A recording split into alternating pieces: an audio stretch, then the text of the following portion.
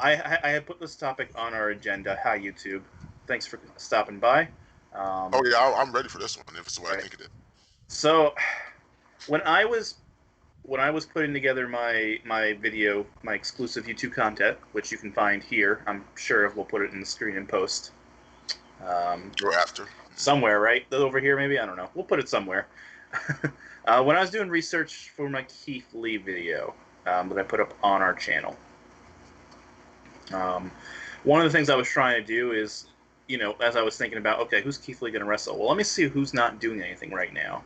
And I discovered something pretty shocking to me about the roster. So I wanted to actually quiz you both for a moment.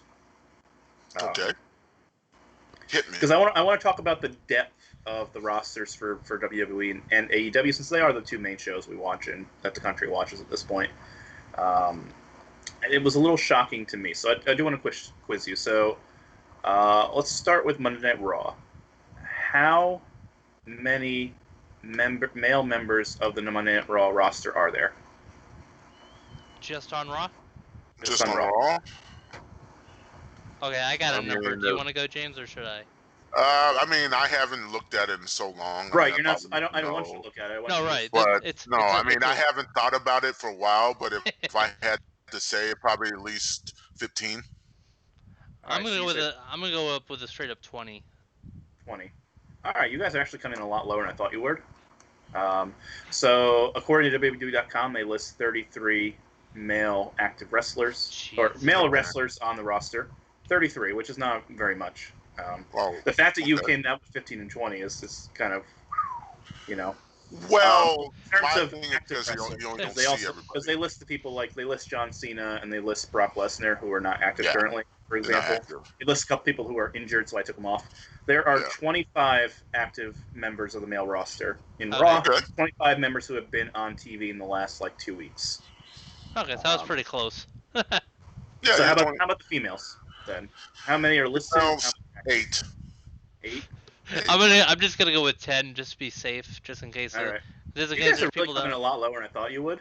Well, I don't have a whole lot of faith in how many people are. There are 13 females listed on the Monday Night Raw roster. You only see 4. 11 are actually active, so that's kind of. Yeah, but here's the thing.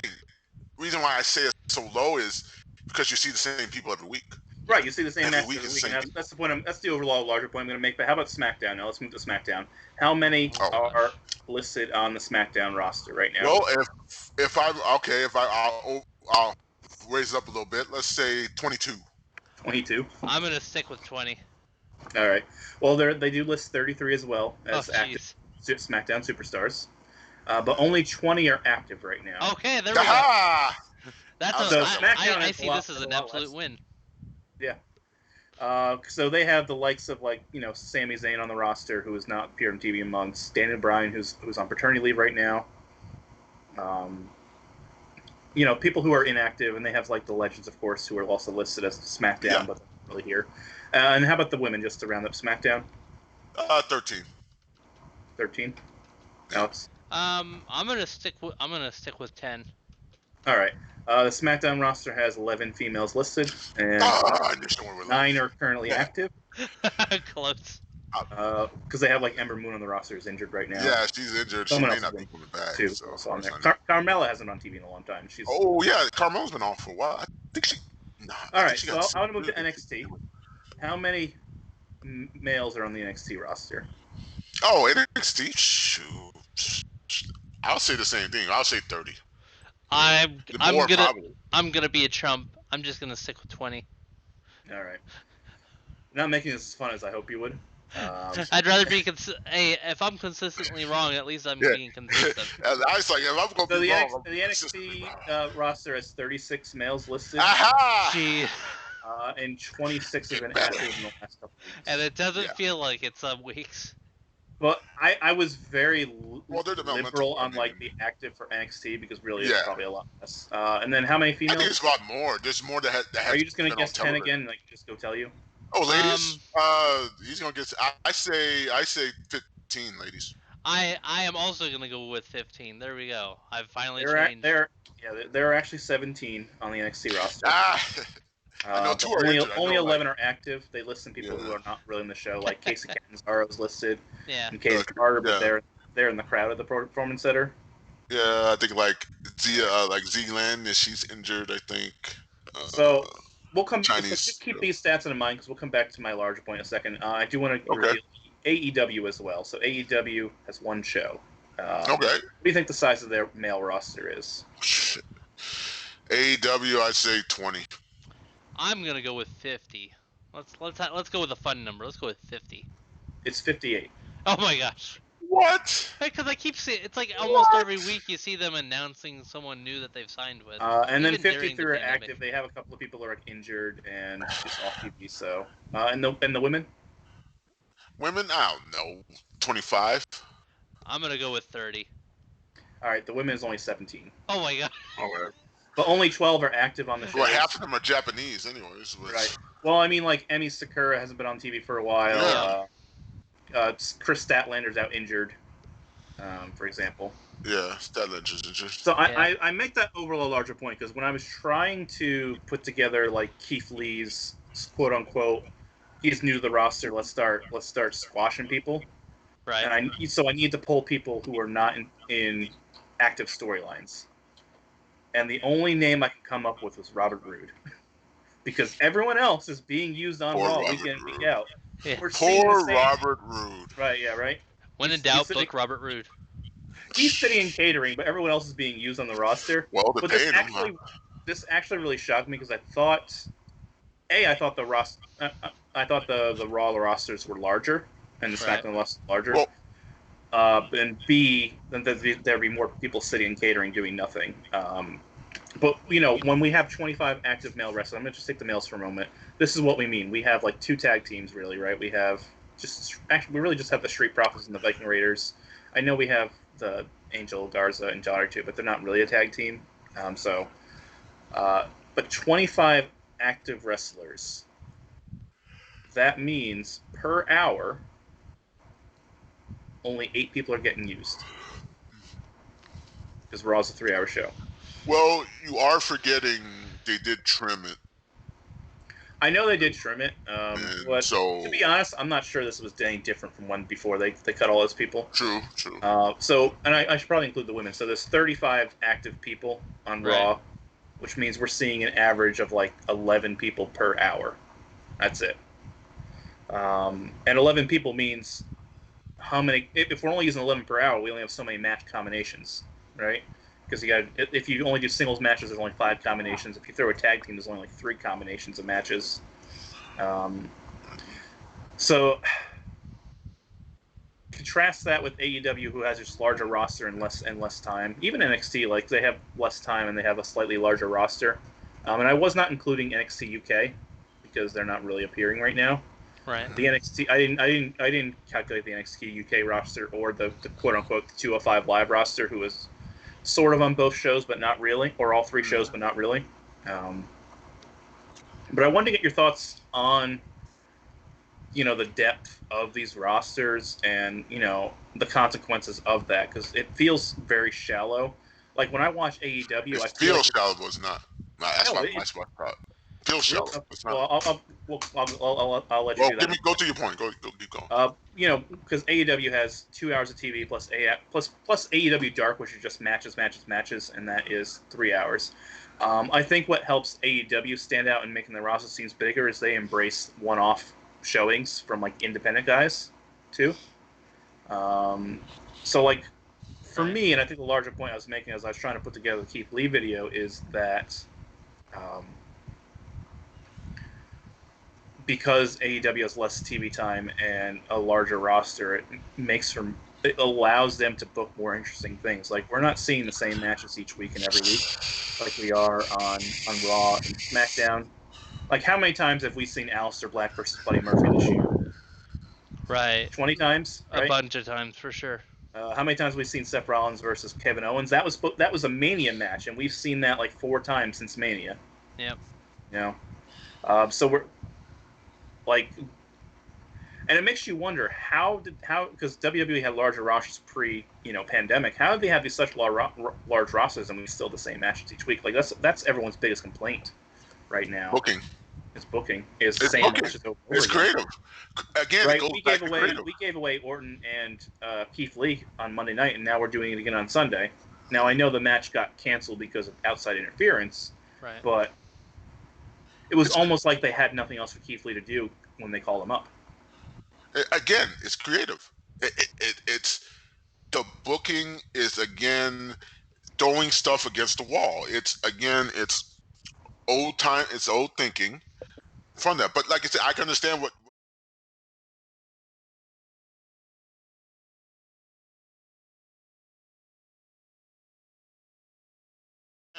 And that's the feel of it. Now, yes, AEW feels fresh from because they have so many things they can pull because they're pulling from the indies. They're used to doing one-offs. They're grabbing people from indies. Yeah, we'll throw you on there real fast, do something real quick, we'll throw you back out. We'll maybe use you again down the line later. They're doing that. But you have to look at it. They're pulling guys who really they're not. Again, if you notice on AEW, it's always the same people. Also, you notice that the VPs are always featured. I know they're always featured, but they're not doing the same thing each week. Right. But they're always featured. Right. I mean, they're always featured because they draw from. They have such a they're bigger. The stars of the show. You know? It's not a matter of just who's on TV every week. It's a matter of what those people are doing every week. On Raw, I feel like maybe SmackDown isn't as bad, but especially on Raw, you see pretty much the same. No, I think SmackDown. Well, here's the thing with SmackDown. Like the same match every week. SmackDown feels more consistent with what they're trying to say the story. Right? Raw feels like they're just throw it against the wall each week. They're not. They don't know. They won this week. Okay. Well, how are we going to use this person? Well, we did that last week. Let's deal with this person this week. Well, then don't worry about it. They won't care. That's how Raw feels. SmackDown feels like at least there's because he's still one, story trying to weave through each week.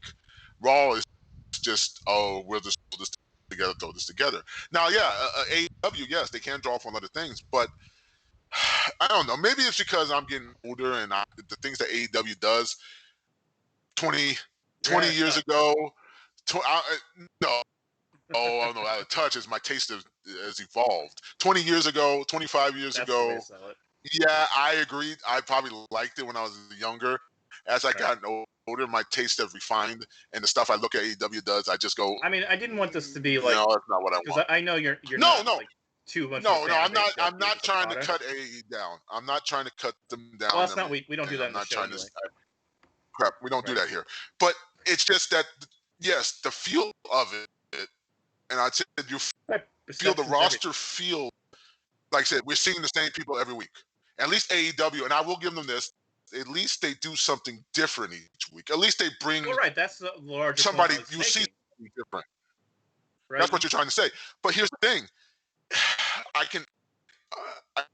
I'll say this. I'll preface it that yes, they're doing that, but they're not trying to establish those new people. They're bringing those guys and bring them, more that the Joe Casual fan can go, hey, I want to see this guy again.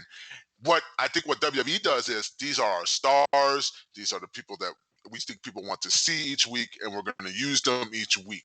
And everything like I think WWE's mindset is they feel these are the stars. These are the stars that people want to see. And the fact that Raw's 3 hours, I mean, that's not something we want to do. Yeah. Because at least the 3 hour thing is wrong. The 3 hour thing is like a separate issue, but like with SmackDown, because there's 30 active performers, it's 15 per hour, whereas in Raw it's only 10 per hour because of 3 hours. Yeah. But AEW it's 30 per hour, right? Because they don't now everyone's on TV every week. Yeah. I mean they have because AEW Dark is not really on TV, although I love AEW Dark for what it is. And I'm not gonna fanboy about it again tonight, like I usually do. But I love AEW Dark so much. But I think it's perception. Right. And your perception. Yeah. Perception, right? Yeah. But I mean, it's not just perception. Like I can't. Oh my. I watch enough AEW. I mean, with the exception of like rivalry matches, like we've already seen Chris Jericho versus Orange Cassidy twice. But in terms of like weekly matchups, the weekly matchups are always different. Yeah. Right. it's not the same two people. Like the weekly matchups for Akira Tozawa have for the last 2 months have been R-Truth or Cedric Alexander or Shelton Benjamin, and that's it, right? Mm-hmm. Akira Tozawa has not wrestled Seth Rollins. He has not wrestled a jobber, right? Right. They're very much booking within sort of the. He has not wrestled Kevin Owens, so to speak. Yeah, I mean, and when Cody had the TNT title, you know who he wrestled? He wrestled guys at the top of the card. He wrestled Warhorse, who's not even with the promotion. He wrestled Mark Quinn, who was half of a tag team. Right. Right. So he did 8 or 9 defenses against different people. And what you think about Cody or not, they could have easily just booked Cody versus Shawn Spears every week, right? And just said, hey, this is new content. But they didn't, right? They gave him half a tag team. They gave him this guy Scorpio Sky, who's also in a tag team. He got a shot at it. Yeah, Sonny Kiss is also in a tag team. But you can say, he's doing that. But you can say, is he really helping them doing that each week? If he's doing that each week, are they really helping these people to build? Honestly, my answer to that is yes, he is. But they're bringing the people back. He's putting they're putting people that you wouldn't necessarily see every week, because we had Scorpio Sky face Cody for the title, and then I don't think he's been on as much since. So they're not. It's interesting because yes, the Elite are on their most weeks. This is true. Every week. That's true. But outside of that, there's been a lot more rotation of the roster on a weekly basis. But here's the thing. Yes, there's the rotation of it, but they're starting as they feel, and maybe it's because they feel they overestimated their star power. Could be that it, because they think, okay, where's the point I'm trying to make is about uniqueness of the shows, right? It's partly because you're seeing the same matches every other week, right? I can't think of a single instance where we've seen the same match on AEW, except for maybe the big crazy tag matches, kind of. Yeah, they're doing a lot of those feuding. Four ways. It's different lineups. A lot of those 4 ways. Different ways to present the match. To your point, the only time that they kind of did that, and it at least still made a little bit of sense, was that they had the 10-man tag one week and the 12-man tag the next week. But even that had they some dropped variety. down to a 6-man tag. Right. Yeah, and then even that there was still some variety to it, though, at least. Well, okay, all right, okay, I can see that. The point I'm making is that that's where AEW was born. Matchups nearly as much to where you're noticing it, because I know that Scorpio Sky and had a match before, right? Right. And I know Cody has wrestled Darby Allin a couple times, but it happens so infrequently that you don't really notice it. Whereas, Kevin Owens has wrestled Seth Rollins 5 times in the last 10 weeks. Right, and James. Is your argument that it's better? Is it better because of that? Yes. It's better because of that. Yes. Well, it's the context. I mean, they having different matches, yes, but it's the context of are they trying to build these new people we keep seeing each week as stars? And whether they're being are they just trying to just throw something out there? We can discuss that another time. No, right. That's I don't think we're necessarily arguing about the effectiveness of it right now. We're just comparing and contrasting. Then I can see you and me and them as an audience. It's different. Right. If the Thunderdome was in AEW, there wouldn't be so many bored faces on the Thunderdome screen, right? Because at least they're getting something new. I will concede the point. Yes, AEW is. I will concede the point. AEW probably has a more depth roster they can pull from. There we go. I win. I will concede the point to that. Right. But my thing is, you win that point? But like I said, does it make it better? Does it make it a better show for it? Does it make it consistent? We can decide if it makes it better. That's a different argument right there. That's a different argument. That really helps is they have really. I will concede, yes, probably from that standpoint, they can pull because they are pulling from the indies. They are pulling from guys who the E probably doesn't even know about or do know about and don't care at this moment. They are that. So yes, I would give them that point. That's how they were born. That's how AEW was born. Okay. They need their own Peter Avalon and Brandon Cutler. Okay. Those guys are 0-25, and it's great. Well, they had theirs. It was Kurt Hawkins, and then they cut. Well, no, but then he started winning matches. No, and then that goes into my point. That's probably when I do my series, JJ Titan Dog old school reviews. I will probably go into that point with some of these old territory matches. I really appreciate the coming soon to the YouTube channel. We're already plugging things. I love it. The old school reviews, I'll get that up soon. Fair. But yeah, at least AEW can draw in as if they were using it as, and like I said, I would feel better. I would enjoy AEW better if they were bringing guys in as the jobbers. If they were the guys that get squashed, and then that to build up. Yeah, there's value to it. Yes, I think we're all in agreement on that. But I will say this: in WWE, the only person who seems to care about wins and losses is Sheamus. Right? He's the only person who cares.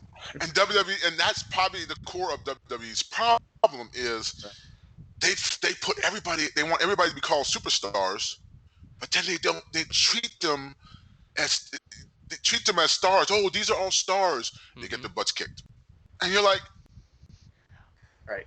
Anyway. What? Yeah, no. I hear your point, James. I do think because like they try to make everyone out to be on a certain level, but then it becomes clear that only certain people are at like a higher level than others. So it just it all kind of gets murky after that. WWE Underground needs to go the way of AEW Dark, and they just have matches after matches after matches. But stats. In the end, I will say T-Bone, you win the point on this one. You win the argument. Yeah, it was